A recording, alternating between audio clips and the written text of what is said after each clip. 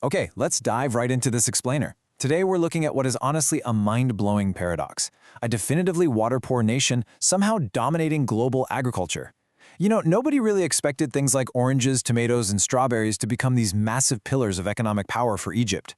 We aren't just talking about a country trying to achieve basic self-sufficiency to feed its own people.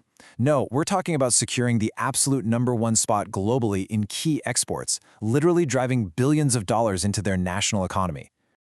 Right off the bat, I want to hit you with this massive cognitive dissonance. Seriously, think about it for a second. How exactly does a desert nation that officially suffers from water scarcity and, faces significant economic hurdles manage to beat out established agricultural giants like Spain, Turkey, and Morocco? It sounds completely impossible, right? But the numbers absolutely do not lie. So, today we are going to break down the exact strategies, the tech, and the sheer massive scale of production that made this agricultural miracle a reality. Section 1. The billion-dollar export boom.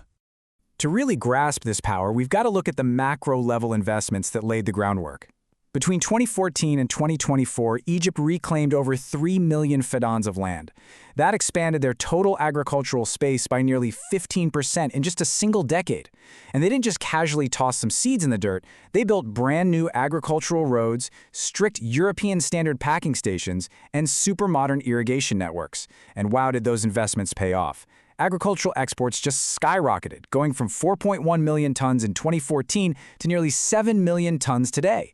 That's a staggering 60% growth in 10 years, pushing annual revenues well past the $4 billion mark. To put that into perspective, agriculture now makes up about 15% of Egypt's total non-oil exports. It's literally one of the fastest-growing sectors in the entire country, expanding at nearly 8% a year.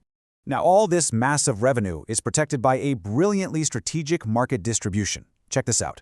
30% goes to Arab nations, 25% heads straight to the super strict markets of the European Union, and 20% goes to Russia and Eurasia, with the rest heading off to Asia and Africa. And listen, this wasn't an accident. This perfectly balanced distribution protects the Egyptian economy from unexpected political or economic shocks in any single region. Basically, by not putting all their agricultural eggs in one basket, they've engineered a highly stable, incredibly resilient export sector. Moving right along to Section 2, citrus dominance versus Spain. The orange is where Egypt really flexes its export muscles. For several consecutive seasons now, Egypt has held the undisputed title of the world's #1 exporter of fresh oranges. The sheer scale of this is just breathtaking. Out of 5 million tons of citrus produced annually across over 500,000 fedans of land, Egypt is exporting 2 million tons of oranges. This single, humble fruit generates nearly $1 billion a year all by itself. They are shipping to over 45 countries, pulling in massive buyers like Russia, the Gulf states, India, and notably China, which significantly ramped up its imports of Egyptian citrus after 2019. So you're probably wondering, how did they dethrone the previous king of citrus, Spain, and just capture the entire market? Well, Spain is highly organized and produces fantastic quality, sure, but they are totally burdened by labor costs exceeding €12 an hour. Plus, severe droughts have literally slashed Spanish yields by up to 20% in recent seasons. Then you have Turkey, another major player, but they constantly battle political market fluctuations. Morocco has the awesome advantage of being geographically closer to Europe, but Egypt completely offsets that with just massive volume and super aggressive pricing. Get this, Egypt's production costs are 25 to 35% lower than Spain's. That allows them to win on price, volume, and amazing multi-season availability. All right, Section 3, strawberries. Don't sell raw. A lot of people view strawberries as a fancy luxury crop, but for Egypt, it's become an absolute masterclass in adding value. The crucial motto driving this entire strategy is, don't sell your crop raw. See, the fresh strawberry season is incredibly short, and the fruit itself is notoriously sensitive. If you just pick it and ship it, you're basically racing against the clock and leaving a ton of money on the table. Egypt realized that to truly maximize their profit, they had to stop just selling the raw crop and start exporting added value instead. Enter rapid IQF freezing technology. This stuff freezes the fruit in mere minutes to perfectly lock in the color, taste, and all the nutritional value. So Egypt preserves the crop. They are now moving a massive 500,000 tons of frozen strawberries, which generates up to $400 million. And because of this clever processing, Egyptian strawberries aren't just sitting in the produce aisle going bad. They are literally supplying massive European factory supply chains in Germany, Belgium, and the UK. They've become essential ingredients in baked goods and juices over there. Combine that with an early harvest season that beats European rivals to the punch, and Egypt is now a top 3 global exporter of frozen strawberries. Absolutely brilliant. Let's look at the flip side in Section 4, the Tomato Post-Harvest Challenge.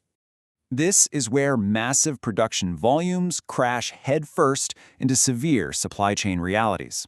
Egypt is a literal titan of tomato production, yielding 6 to 7 million tons every single year. But here's a really stark vulnerability. Despite those massive yields, up to 25% of the tomato crop is lost post-harvest. 25%!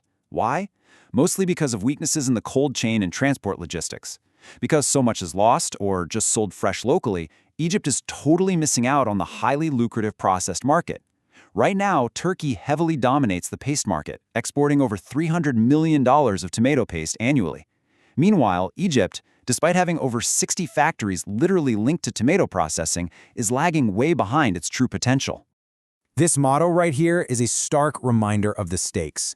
Simply cutting that post-harvest loss down to, say, 10% could inject hundreds of millions of dollars straight into the economy. And that's without planting a single extra seed.